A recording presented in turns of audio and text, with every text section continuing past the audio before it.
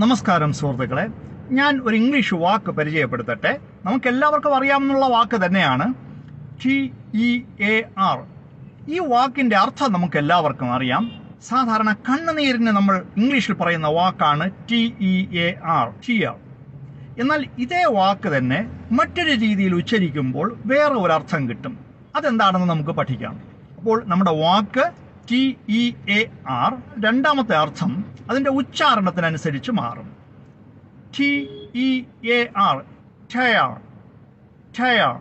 ഇങ്ങനെ ഉച്ചരിക്കുമ്പോൾ അതിന്റെ അർത്ഥം കീറുക, ടയർ,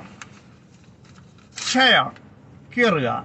അപ്പോൾ TEAR എന്ന വാക്ക് ടിയർ എന്ന് ഉച്ചരിക്കുമ്പോൾ കണ്ണുനീരെന്നും അതൊരു നൗണാണ്. ടയർ എന്ന് ഉച്ചരിക്കുമ്പോൾ ഒരു വെർബായ കീറുക എന്ന അർത്ഥവും കിട്ടും. മനസ്സിലായെന്ന് വിശ്വസിക്കുന്നു. Thank you.